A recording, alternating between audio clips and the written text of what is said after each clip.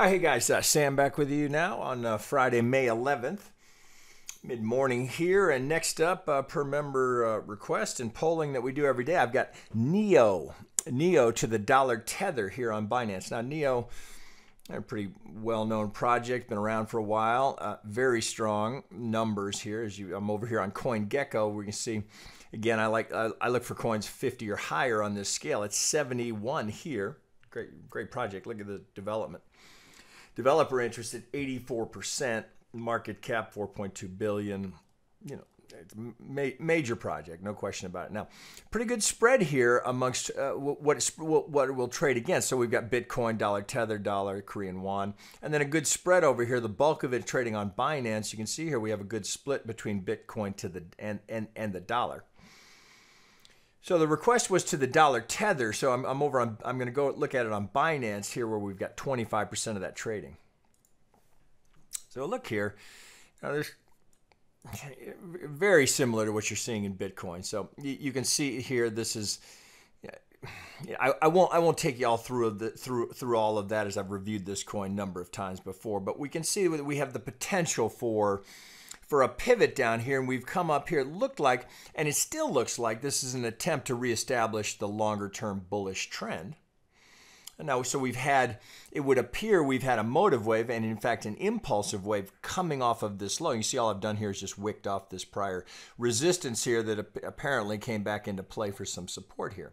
So the question is, why does it stop here? Well, of course, first thing we got to check is some of these pivots. So if I go down to my absolute low here, you can see it's literally to the 50 to the tick. So what does that say? It's algo's looking for that. That's clear as a bell. That's all that's happening there. So this is an algo sell here. You can see we get a pretty low volume node here for the kicker there. And then you have, you could make the case that well, it'd be easier to do it this way. We have this area here of prior support kicking in for resistance. I guess you could pull that all the way over here. So you get this band here. It happens to coincidental that it's at the 50. I suppose if you believe in coincidence in the market, I don't know if technical analysis is the right place for you to be investing a lot of time. I would tell you there are no coincidences. That is not coincidental. That is an algo footprint. That's all that is, right? So that's where they're going for. Now, just because that target's there, because they sold it there, that doesn't mean we must get there. But we have to be aware of it. That's the point of my showing this to you. You have to know that's there, because if and when this gets to, starts heading back up, we're going to have to deal with, right? We don't know that the pivot is here, but we're going to have to deal with this yet again, and then this. Once we get through here, now we're back to clear sailing, but we will have to deal with the all the way halfway back, right? Which will come into play. So you got to check that. You just have to know they're there, right? It just doesn't mean we can't get through them, but know that you're likely to run into resistance there. So long way to go from where we sit here. Now it looks like potentially now we have a 2 going in, but this looks kind of deep. So let's dig in there a little bit and see if we can make any sense of what we've got. So I'm on a 3-hour here. I'm just going to work from this pivot low here and kind of zoom in on this area as though I were looking at it for the first time and I didn't know what it was. I just had a chart here. Well, what can I see objectively? Come here. Okay, so working from this low, I would appear that I get a 1-2 here. Looks like a good contender for my 4, and then looks like I've got a 5, and then just to be cooperative, NEO looks like it's putting in a nice ABC here. So I got my A, I got my B, and is that my C low? Well, I don't know yet, but certainly this is setting up as though we have just classic technical trading and Elliott trading at that. So nice little 1, 2, 3, 4, 5. I don't know if this is technical. I haven't checked it yet, but if I look from here, that's a pretty good sign. Doesn't surprise me. Okay, so here we come. You get a slight front run on the 50 where they take it right to target. Boom. So we know there's no question there's algorithmic activity in here, right? Something with 4+ billion market cap, you're going to see algo activity. Right? So that's done. So now we'd work from the absolute low here on the assumption that my 5 wave is in and complete. And now I can work from that low. I've got a completed 1 wave, potentially now a 2 going in. 3, 4, and 5 will be much higher. Now let's get that all in the appropriate degree. So does that play? Well, let's get it all the way up to that technical pivot. Now this is a tricky one. So this is literally, it's going through by just a couple of ticks there. You know, as a purist, you got to look at that and say, well, just the fact that they broke it is bearish, right? So what that would imply is that working from this swing to that little breakdown here, that there's going to be selling activity right here at this 50, right? So they're going to look for that as the new low. Now, that would not, if that were to play out, that wouldn't necessarily invalidate this as a contender for a 1-2. We know a 2 can go as deep as the 786, can go lower. Technically, as long as we don't violate that low, we have a contender for a 2 wave. So this little tiny little break, you can see how small that break is on the 65. I mean, it's just a wick that gets it through, but that's enough to get it through, right? So you can see here's to the tick reaction. They can't hold it. Now we break. So coming back up, there's going to be algo selling at that 50 should we get there. And again, we don't know that that's the low. This could keep going and the 50 will move down with it. But right now I have a contender here for my C to be in. It's a contender for the 2 because technically, as I mentioned, anywhere from the 50 to, much like a B wave, anywhere from the 50 to the 786 is certainly valid for a second wave, right? Second waves historically, and if you look back at tendencies, if you will, it's between the 50 and the 618. That's your sweet spot here, but they can go lower than that. Very often you'll see them at the 786 as it's a fight for the new trend.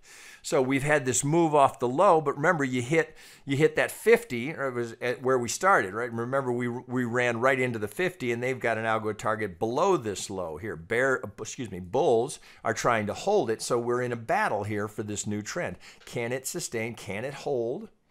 Can we start to move now impulsively? Because if that's going to play as a 2, if we're going into a third, we're looking for an impulsive wave. Got to be an impulsive wave if that's going to play as the third. Now, the upper target, if we're going to get a good third wave coming off of that 2, again, we don't know that that's the 2 low, but if we're going to get that, we're looking for it to move impulsively, right? That's a requirement.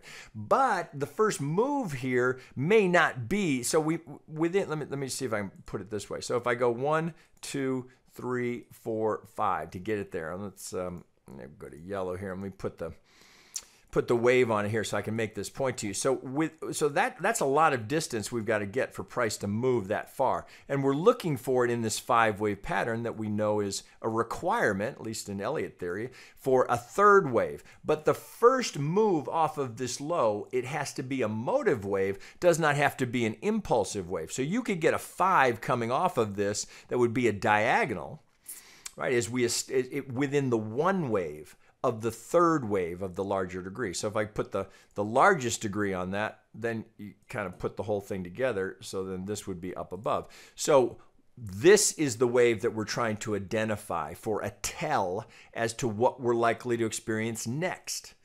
Right, so that's all you get are these tendencies and these probabilities. So the fact that I've had this very slight break here means more work for this first wave to establish, because you're going to run into that algo selling resistance.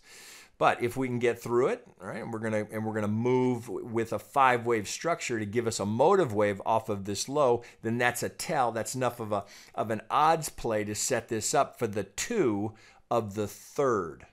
That's what we're looking for here. This is your money maker if you can get position for it. The third of the third. That's usually the longest wave and where your best opportunity is. But nothing says if you pivot there, you have to exit because your upper target is up here. Just if you can get position for the third of the third, that's always where you want to be. So looking now from this low, so let me take some of these waves off here so we declutter the chart. Get that off, and we know what we're trying to establish here. Whether that happens or not, all remains to be seen. Okay, so let's pull all of this off and get clean on it. Now, we're getting a reaction off of this. So it sets up the potential here for a corner pocket. So we've got our 1, we get our 2 down here with this very slight break, and we can set the corner pocket up. So we know, well, let's slight little click there. Hang on a second. Get that right back on it. So technically, not a golden corner pocket with the very slight break of the 6.5, but a corner pocket nonetheless. So if I get this dialed in, you got to get them right on there. So there it is. pulling that back here. So this has got to get tightened up. So there you have the very slight break. So we have, if that low holds, and we don't know that it will, we have the best odds in trading potentially set up there. That's 80% probability if, here's the key, if that low holds. If that holds, 80% probability of making the median line. Now, do we make it? We don't know here. I mean, I've just got the algo target that draws my eye, but we could make it there. So it could get there. We could have this kind of a pattern setting up. So we get the movement to the median line, right? Remember, 80% probability that happens. And then from there, that could set up the two. So we could hit here, could hit here, could hit. We don't know. It could be as you have this time component here. So if I were constructing that for a potential roadmap, that looks like a contender. This all has to move off, right? The third would be, I can get you, come here. The third would be up here. Right, so we'd have 3, potentially 4, and then 5 would get us there. That would have to come down a degree. So that's what we're trying to establish. Something along these lines. Now, we don't know. We don't know when, if it hits here, does it hit, could hit here. We don't know. Just know that I have 80% probability of getting there if that holds. So right now, that's a very tradable moment in time right there. And the reason I like that is because my stop is so close by. So if I'm a buyer here with just the first algo target, not making any assumptions about whether I get an Elliott count, I got to go just below that low, right? The assumption is the low is in.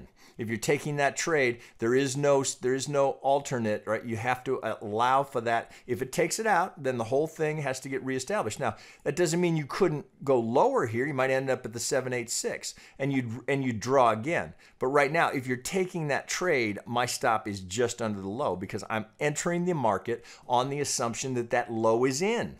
So no reason to do this.